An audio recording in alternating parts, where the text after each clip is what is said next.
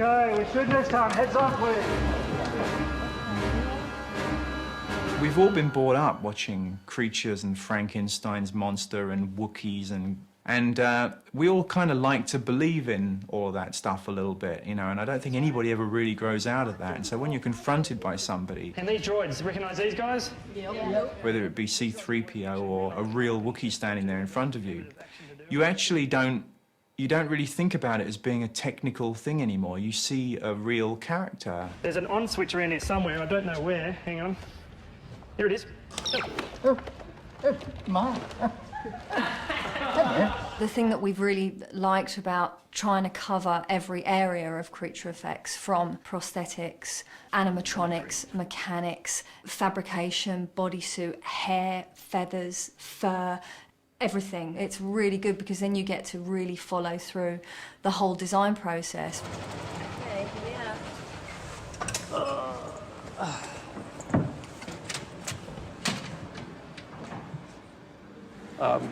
Something that I'd seen, which was a kind of, I mean, originally what I saw was a kind of scarring, but it's like perfectly symmetrical little ridges that just came right, if I dare. Yeah, dare. Wreck your... Go for it. But it would go, you know, there'd be one there. Mm-hmm. I mean, it's probably, it has a ridge on it, which obviously I can't do. And the final piece of the jigsaw came from George, who actually had a picture of a sculpture that he had that had all those striations running down the face, and he went, I want it to kind of look like that. That's what we're trying to do. Oh, wow. Okay. Stripes on the head, and then there's a back shot. I mean, we're still doing makeups in foam latex, but I guess the biggest advances that are being made now are in animatronics.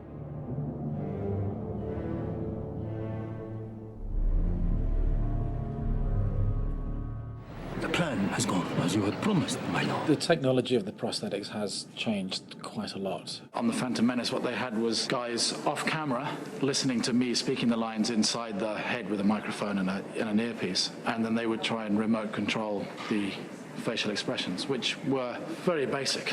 And now they've actually changed the motoring, so they've got even more facial expressions. The plan has gone as you had promised, my lord. Whoa. We have, my lord. Hands off.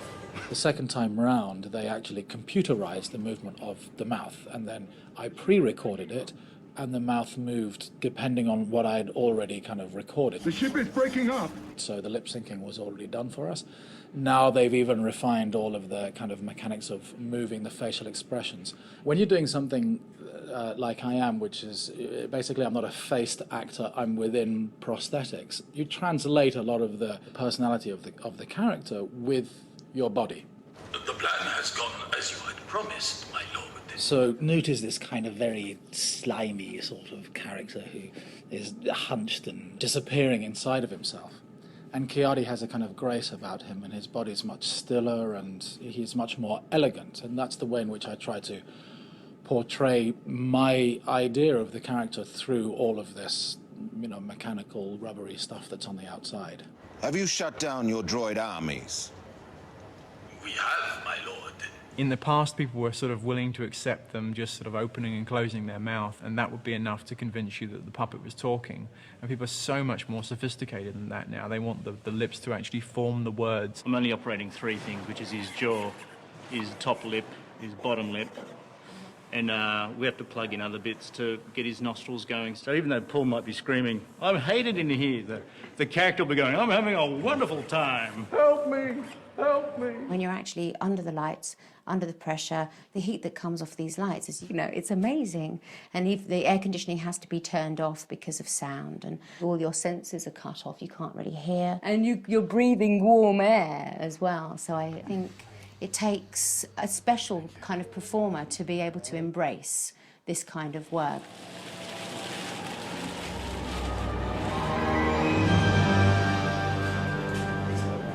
It's going to be quite, so it must be pretty thin. Yeah. Yeah, that's really good. Excellent. Yeah. And so now, we'll be doing a cast to your hands so you can have nice wrinkled hands as well.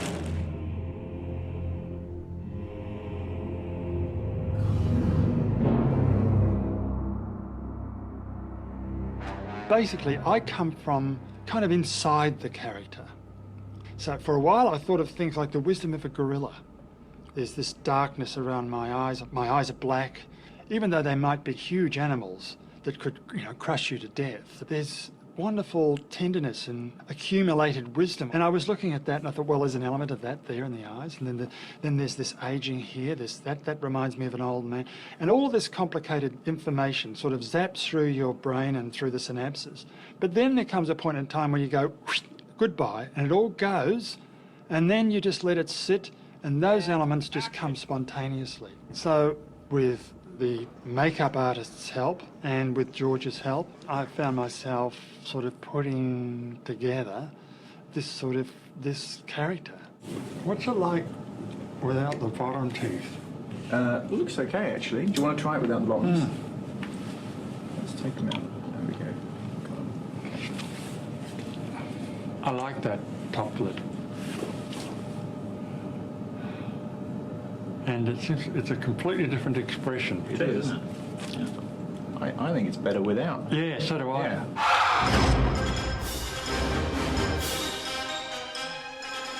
This is crunch time. This is the last week of filming. Almost everything that we've done seems to be on this week, but it's pretty exciting, and I'm actually very sorry to see this film go now because it has been so much fun.